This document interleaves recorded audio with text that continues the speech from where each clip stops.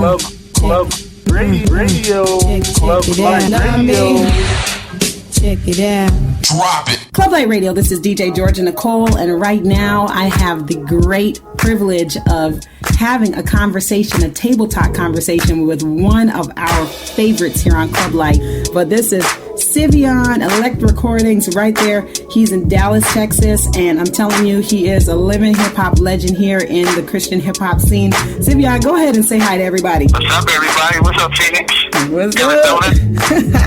And so Phoenix has been listening to you a very, very long time, and so it's our privilege and our honor to get the chance to have a table talk with you on our show. Awesome. I'm honored to be here, man. It's been a pleasure kind of connecting with you and Twitter and other formats and realizing that you guys have them out there. It's blessing people and supporting my music. That's awesome. Thank you, Twitter, wherever you may be.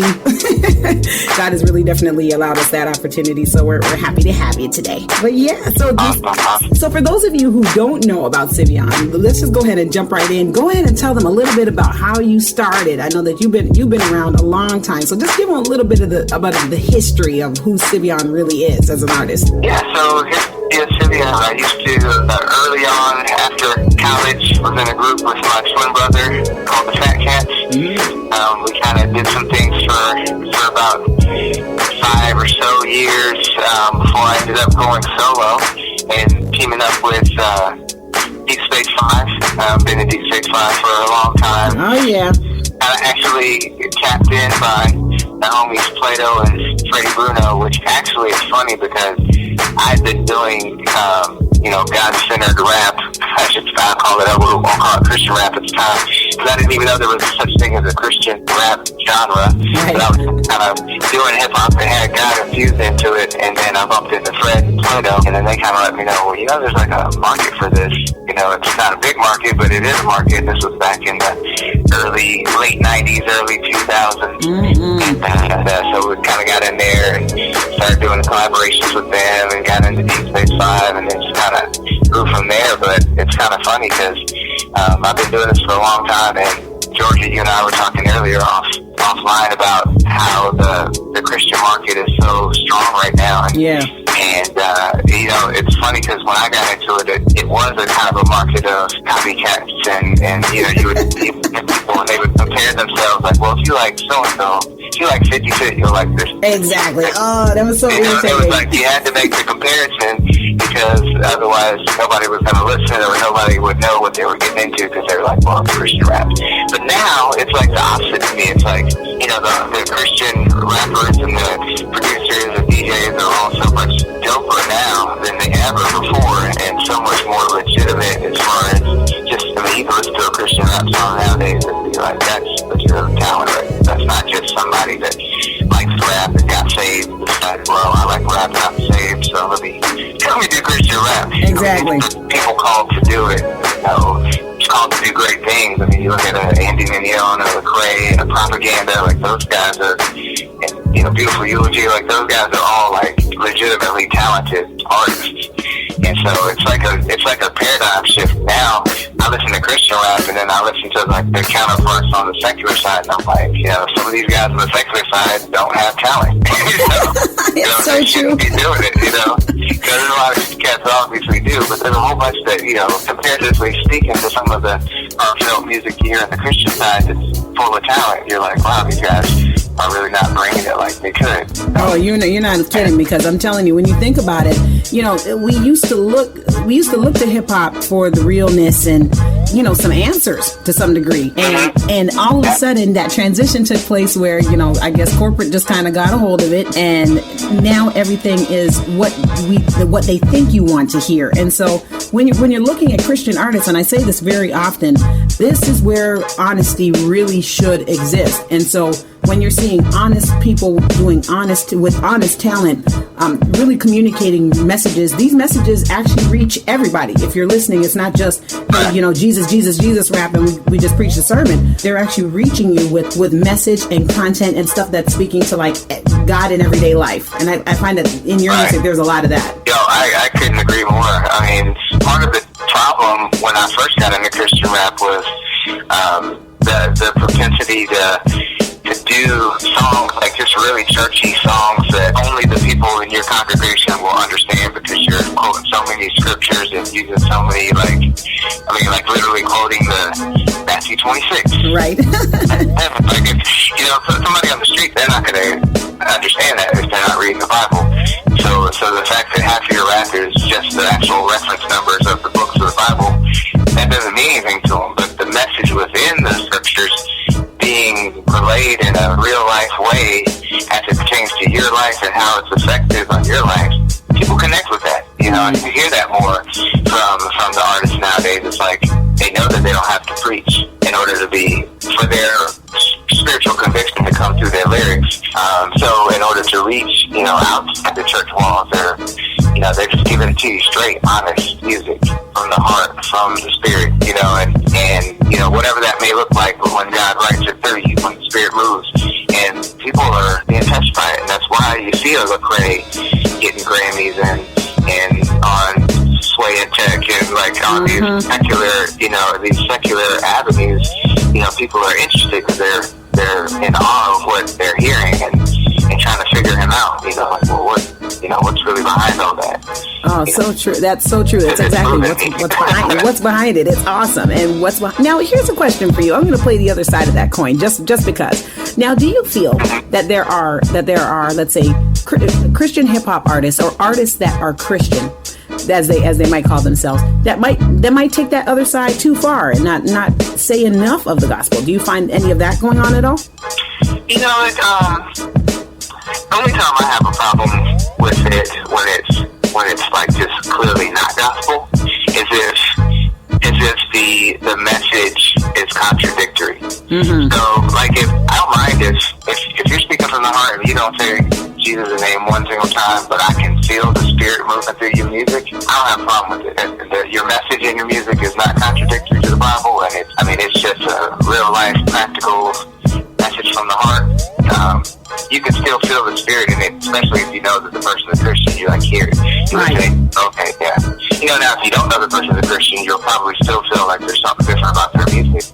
But maybe not. Maybe it's not as apparent that they're a Christian, but they have strong convictions about certain things that are good. But I know, honestly, I have homies that I'm working with that I'm dealing with as far as, the fact that I do know they go to church. I do know that they believe in God and proclaim to be Christians, but then when you hear their music, it's totally contradictory. It just doesn't have anything to do with, it just doesn't come from the spirit. So it's almost like they're like, well, I know what I believe, but I'm trying to sell some records, and based on the pictures in the industry, this is the kind of music that I feel like I need to do as a job. Mm-hmm. For me, it's like, yeah, I get it. You go to work at Walmart, and maybe you're not, quoting Bible scriptures all day, but you're doing it as unto God. Still, it's still a job that you're doing in excellence. So I feel like even when people try to say, okay, well, music is a job to me, I'm not going to always do Christian music. I get that, but still do it as unto God. If you're a Christian, still do it in excellence. And excellence to me is not contradicting your spirit when you're writing these lyrics down. That's when I have a problem, is when it contradicts. Like I don't really, honestly, it's between you and God how often you mention his name, but when I know you know him and you don't even, your music doesn't have the same light in it. Yeah. How does name get mentioned? Like that's when I'm like, okay, well, this person's like going out of their way to contradict what they believe in. Yeah. I really like how you put that. It sounds like you're saying that if somebody is making music and for some reason it contradicts what their belief system really truly is, then we gotta disconnect there. Something's gotta happen. Right, especially with rap. Look, I can understand, like, from a singer-songwriter perspective, when you're like a singer or you're in a band and somebody else writes a song for you, and it's like, oh, well, we're gonna do this song. That's a little bit different just because you didn't write it. Right. But as an MC, you write your lyrics. Not every MC does, and I have an issue with that too. Me too. I do too. For the most part, you're supposed to be writing from the heart. It's supposed to be your journal entry on what you're going through, a real what hip hop was founded on. Just being streets, whatever, what's going on in your life, saying it over music. So when you do that and it doesn't reflect what's going on in your life or what you believe in, you know, the way like your wife would see you one way and then you get on stage and you're wrapped up totally contradictory to the person your wife knows, that doesn't make any sense. It's so true. Your life really should reflect what it is whatever it is that you speak, which is no different than the same amount of accountability that we put preachers on. We expect that they're living the lifestyle that they're teaching and preaching about. Wow. So this is, I'm telling you. Know you as this loving person, and the people on, you know, the audience at your show shouldn't know you as this mean-hearted, you know, bad person. You know, like it's exactly. You know, which person are you, though? It's true. Which person are you? And you might be both. yeah. If you're both, then that's a whole other issue. Yeah, just be that. Oh my gosh. Well, we're having a good time talking to Sivion right here on Club Light Radio. We're going to cut to another track, and right here, I think we're going to play, let's see, it's springtime. So let's play Honeydew, and we'll be right back right after this. I got it bad for this girl. I got it bad for this girl. I got it bad for this girl. I got it bad for this girl. Yeah. Look at her, look at me. Got a spiritual bond like he wanted to be. And I'm feeling a song, she stand tall in the breeze. Cause when it's all done, she just wanna be free. I know it's tough, you had it harder than me. His footprints in your past can be harder to see. Well, we all search for reciprocity, but most folks won't find it unless they focus on heat. You gonna be growing with me like a tree branch, only to be feeling this rush like some sea sand. I'ma hold you tight and protect you with my free hand. Enjoy this flight, say goodnight whenever we land. Cause the stars are bright, but they can never shine like we can. If you stand close, you can catch yourself a free tan. She's got a glow that most of y'all be seeking. Y'all think she's game, but she's in here with me, man. I got it bad, she's my honeydew. I got it bad, I'm telling you. I got it bad, best believe it's true. I got it bad, she's my honeydew. I got it bad, she's my honeydew. I got it bad, I'm telling you. I got it bad, best believe it's true. I got it bad, my honey too. I never do a lot like this. Had to make them a white. Dime piece, shorty was fine. Did not stop till you was mine. I never do a lot like this. Had to make them a white. God was like fine. Did not stop till you was mine. She's content with this program. Y'all don't even got a chance. She's my soul fam. Even when the times are tough, keep a slow hand. In it for the long haul till we golden. With age spots and wrinkled cream on your crow's feet. Cherry red bifocals looking so sweet. Stolen moments with a book in your love seat. Thinking how this golden girl keep me completely godly, but that's in the future, bro. I focus on the here and now, so beautiful and bold. Catching while you know when we watching soaps. Snuggle up to plan love so we can watch it grow. Do it like an evergreen, 1,000 feet or so. With strong roots in the ground, 1,000 feet below. To keep it so special and unusual. Director's cut like the story that a movie told. I'm so in love with her. I got it bad, my honeydew. I got it bad, I'm telling you. I got it bad, best believe it's true. I got it bad, my honeydew. I got it bad, my honeydew. I got it bad, I'm telling you. I got it bad, best believe it's true. I got it bad, my honeydew. I never do a la like this. Had to make them a white. Dime piece, shorty was fine. Did not stop till you was mine. I never do a la like this. Had to make them a white. God was like fine. Did not stop till you was mine. I got it bad, my honeydew. I got it bad, I'm telling you. I got it bad, best believe it's true. I got it bad, my honeydew. I got it bad, my honeydew. I got it bad, I'm telling you. I got it bad, best believe it's true. I got it bad, my honeydew. Club Light Radio again. This is DJ Georgia Nicole on Table Talk, and right now we've got Sivion in the house with us, and we are so glad to have him here. If you missed the first half of this show, get back online after this and listen to the rebroadcast. Just go to clublightradio.com and you can hear this message entirely because it was fantastic. He was really putting us in position on what our life should reflect whenever it is that we're singing or working or whatever we're doing, we should be doing it as unto God. So that's been fantastic. So speaking about as unto God, tell us a little bit about your battle axe. My battle axe? Yeah, battle axe. Yeah, I know about the battle axe. I know who the battle axe is. So my battle axe is my trusty saxophone. Mm-hmm.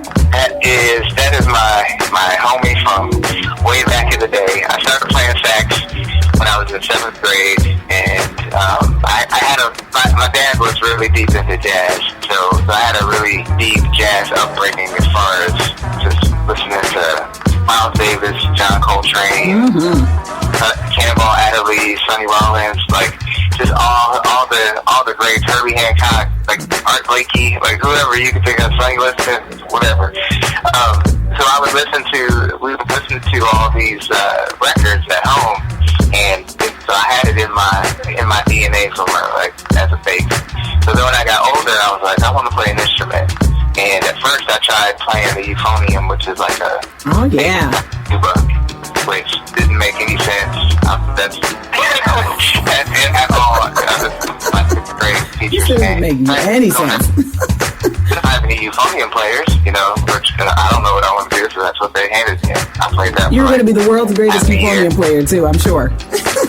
Yeah, I would have been amazing, but I gave up on it. So then, but the good thing that happened is at that time I lived in Texas, and we were just about to move to Maryland because my dad got relocated in his job. So when we moved to Maryland, it was like new slate, start over. So then in 7th grade, I was like, all right, let's try this again. I think I want to play saxophone. And then I picked up saxophone. I started off with the alto. Everybody starts off with alto. And then I got into the jazz band, and they were like, we need a baritone sax.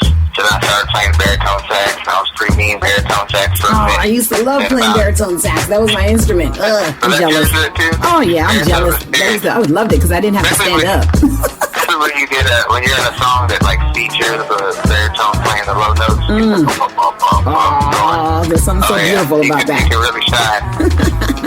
Matter of fact, to this day, I still listen to some old like Tower of Power records because they had a sick baritone sax player. Yes, they did. All kinds of moments on all those records back in the day. So and every time I hear it, I'm like, oh, there he is. There he is. But after I think it was about 8th grade or so, maybe 8th or 9th grade, when I decided to pick up the tenor sax, and that was solely based on because I love John Coltrane. So I was like, I'm gonna be a saxophone player. I need to be a saxophone player that gets some solos. B, be the best saxophone there is to play because I think tenor is the best. Alto saxophone players do not agree with me. Well, I'm not fighting with you because I don't play alto, so I'm okay. we're still cool. I've been playing tenor ever since. That is awesome. And seeing that, this saxophone, your battle axe, goes pretty much everywhere with you.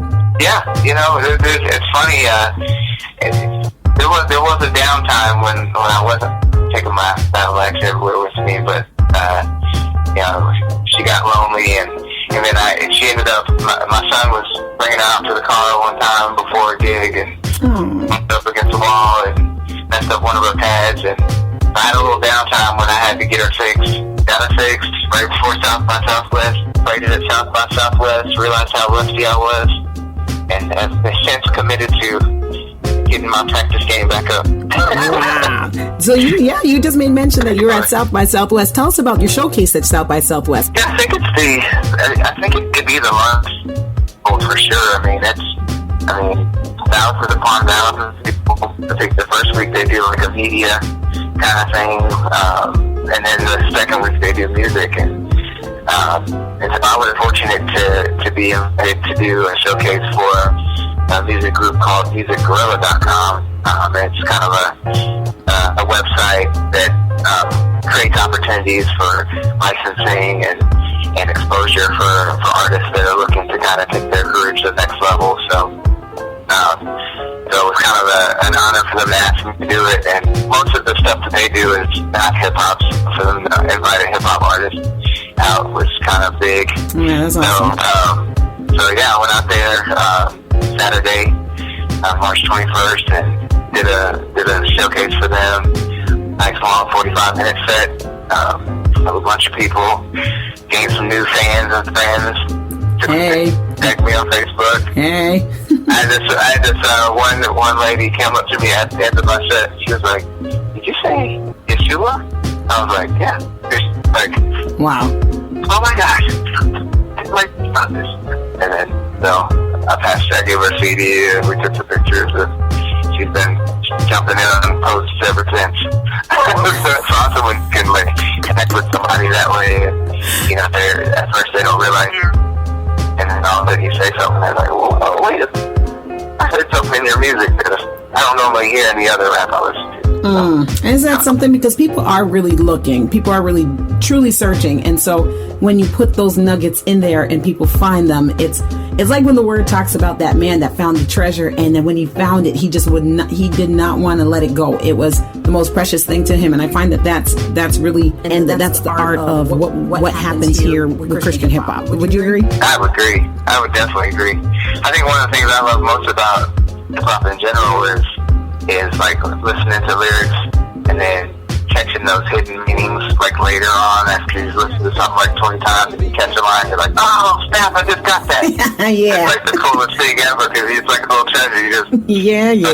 What that song was talking about, you caught some little internal like thing or whatever, and I think it's even more cool with Christian rap because usually when you catch those little hidden meanings, it's like, it's a gem of wisdom. Mm-hmm. It's not just some clever wordplay. It's like, wow. And it's like a revelation, and then all of a sudden you're walking around at work or, through the rest of the week just meditating on this wisdom you just got from this artist. You're just going, wow. All this time I've listened to this record, and I thought he was talking about what? This, and then all of a sudden I hear this, and it's like, whoa. For real. Wow. So you've been around long enough. Who do you think is truly like on the come up right now? Like you're like, okay, this young artist right here, watch out for this one. Or this person, man, resurgence. Look at them coming back, like hitting hard. Who do you think that would be right now? I think somebody I'm extremely proud of, just kind of watching this cat. One of my closest homies, Propaganda. Mm-hmm. From the underground so long. Yeah, big ups to Prop, definitely. Grinding. Yeah, he's been grinding for so long, and it's like he's finally getting some like real love on a pretty major level. Like, yeah. He's, and it's funny because he's a cat that I'll text once every couple weeks. I'll just holler at him or whatever for something, and it's just and just looking at the level he's reached and just how fast he got there, and just even the way he got there. It's there's always been this little divide between the underground and the mainstream side of the Christian market, Mm-hmm. versus the Brailles and that kind of thing, and then just watching like Humble Beast bridge that gap, and with labels like Mode and Collision, and and everybody just like starting to really become a Christian hip hop community, yeah. Instead of just like, well, this is your style, this, so we can't collaborate. Your style is that, so you can't, there's a line here, like all that is like starting to go away for the first time in a long time. It's awesome to see, and it's funny because like you don't see, like when a Propaganda does a song with the Lecrae, he doesn't compromise Propaganda. Exactly. When Lecrae does something with the Propaganda or Braille, like you get Lecrae, and so you don't feel like they're just changing their style to fit a different genre of Christian rap, which is awesome. I love it. I know we're getting close to the end of this, but you tell me what's going on with Sivion. What are we expecting? Because here's one thing I noticed is that when you drop an album, and I'm sure you got about 7 to 25 that you're on somewhere, you'll put on, like, you drop an album and you've got like 17 dope tracks just holding everybody over. Every album can be played behind the next album. Tell us where you're at right now. Where are you going to be going? Oh yeah, so right now I am working on a couple of projects. One project is I'm working on with this producer named The Malix, and he's actually just won a Grammy for doing some engineering work on Eminem's album. Oh, cool. So he's kind of an up-and-coming engineer, but kind of in some well-known circles with like the Kraken and S1, some other Christian producers that have done some stuff kind of on the mainstream side as well as the Christian rap side.